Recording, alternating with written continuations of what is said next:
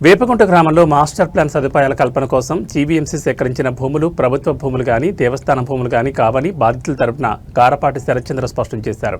నగరంలోని డాబా gardens press క్లబ్లో జరిగిన మీడియా సమావేశంలో ఆసక్తికరమైన వ్యాఖ్యలు చేశారు.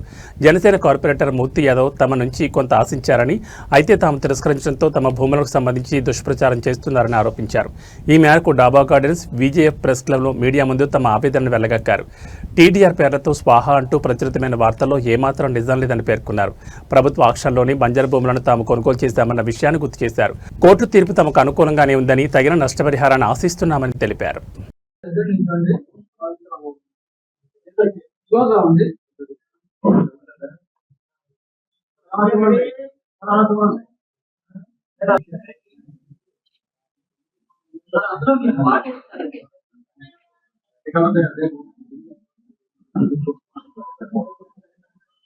ఈ 30 మీటర్ల ఆ రోడ్ లో భాగం అండి.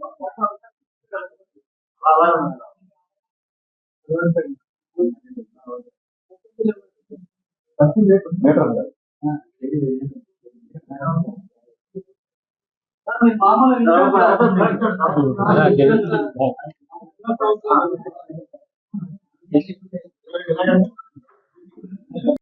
మాకు దాని మీద మేము మాట్లాడటానికి సిద్ధం అండి.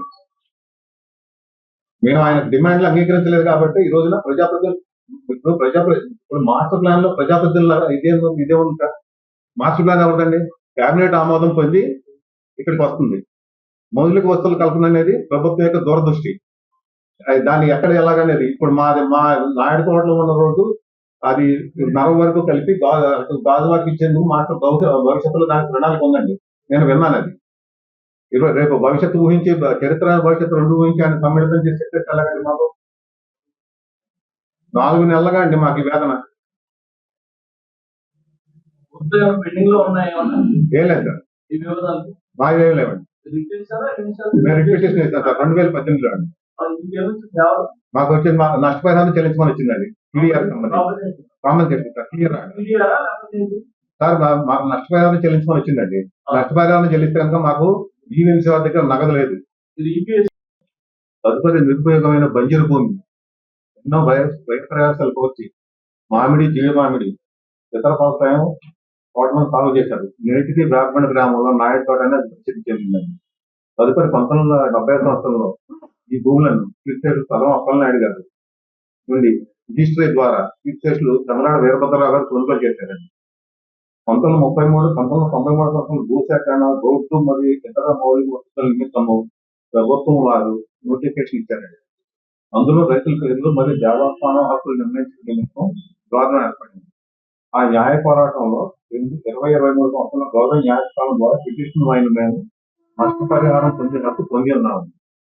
మేము అనగా భూమి కోల్పోయిన పరిహారం నిమిత్తము నష్టపరిహారం కార్పొరేషన్ కు జీవీఎంసీ వారికి అప్లికేషన్ సమర్పించామండి. మేము నష్టపరిహారం పొందే సందర్భంలో ఉన్నతాధికారులను తరచుగా సంప్రదిస్తున్నాము.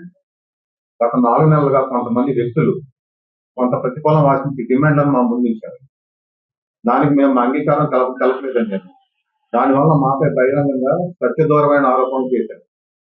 వారికి మేము న్యాయస్థానం ద్వారా కొన్ని కాపీ చూపించాను. తదుపరి ఆయనను పరిశీలించిన తర్వాత బహిరంగంగా సమాజంలో ప్రజాప్రతినిధులకు మరియు అధికారులపై దురుద్దేశాలను ఆపాదించారు. ఇప్పుడు ఆ వ్యక్తి పేర్కొన్న మౌలిక వసతులు 2019లో ఆంధ్రప్రదేశ్ రాష్ట్ర ప్రభుత్వం ద్వారా ఆమోదించబడిన ప్లాన్ లో భాగమైన మాస్టర్ ప్లాన్ లో భాగమైన భూములండి. ఇందులో కూటమి ప్రజాప్రతినిధులు కానీ అధికారులు కానీ బాధ్యులు కాదు. మాకు న్యాయస్థానం ద్వారా వచ్చిన తీర్పు ప్రకారం మాత్రమే మేము పరిహారము కోరుతున్నాము. మేము ఎవరిని ఏ పరిస్థితుల్లోనూ అనుచితంగా ప్రలోభం చేయలేదు. భూసేకరణ నిమిత్తం మా వద్ద నుండి పొందిన భూమికి నష్టపరిహారం మాత్రమే మాట్లాడదాం సార్. నేను నావరిగా మాట్లాడదాం. దాంట్లో నా అక్వాలిటీ పక్కన ఎవరైనా నాకు అది ప్రభుత్వ అధికారులు అధికారులు పరిశీలించారు సార్. దానికి జడ్జిమెంట్ వచ్చింది 2018లో వెళ్ళేది కేసు.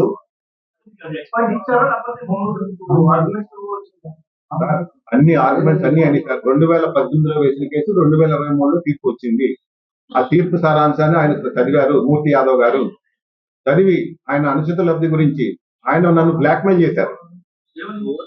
ఆయన కదండి వాళ్ళే రమ్మనండి అన్నింటి మంది ఆయన సమక్షంలో చెప్తాను. సార్ ఒకటండి, వారు అన్యాయంగా కూటమి ఎమ్మెల్యేల గురించి మాట్లాడారు. నేను వారి గురించి మాట్లాడాల. నేను ఎవరికి నా హక్కు, నా ఆస్తి, నేను అడిగేది ఒకటే, మీరు ఏం ఆశించి ఆయన చేశారు? మీరు ఆయన అడిగారా? ఇప్పుడు నేను అడుగుతున్నాను మీ సమక్షంలో, ఆయన నన్ను ఏం ఆశించి పత్రికలకు ఎక్కించారు, సమాజంలో నీ రకంగా ఎందుకు పరిచయం చేశారు? మీరు అడగండి, వెంటనే నేను నా సమాధానం చెప్పగలుగుతాను. ఆయన నన్ను ముఖాముఖిలో కూర్చోబెట్టండి. నేను అడిగిన 3 కాగితాలు, ఆయన సమగ్ర సమాచారం ఉంది ఆయన దగ్గర దేవస్థానం గురించి, లేకపోతే ఆయన మాట్లాడరు. ఆ 3 కాగితాలు పట్టరమ్మనండి, మీ సమక్షంలో నేను మాట్లాడతాను. ఆయన నా నుంచి ఏం ఆశించారో, నా నుంచి ఏం ఆశించి ఆయన పత్రికల్లో నన్ను ఇచ్చేశారో, ఏ ఆశించి ఆయన ఎలక్ట్రానిక్ మీడియాలో నన్ను ఇచ్చేశారో అన్ని కూడా మాట్లాడతాను. సార్ నేను చెప్పాను ఆయన అనుచిత లబ్ధి గురించి, లేకపోతే ఎన్ని ఇప్పుడు మాదొక్కటే మాట్లాడాల్సిన అవసరం ఏంటండి? నేను కోర్టు తీర్పు పొందాను, ఆయన స్పష్టంగా చూశారు 4 నెలల క్రితం. ఆయన చదివారు, అది చదివి మీకు కాంపన్సేషన్ కదా, ముందు టీడీఆర్ కాదు కదా అన్నారు. ఏదైనా మాకు నష్టపరిహారం అని అడిగాం. మేము అడిగింది ప్రభుత్వ నియమ నిబంధనల ప్రకారం నష్టపరిహారం మాత్రమే. ఇప్పుడు ఆ నష్టపరిహారం మరి జీవీఎంసీ దగ్గర డబ్బులు లేకుండా అంటున్నారు. ఎంత పరిహారం సరే మాకు ఎంత నేను ఒకటే జీవీఎంసీ దగ్గర ఇవ్వడానికి డబ్బులు లేవంటే సార్ వాళ్ళంత భూమి తీసుకున్నారండి మరి.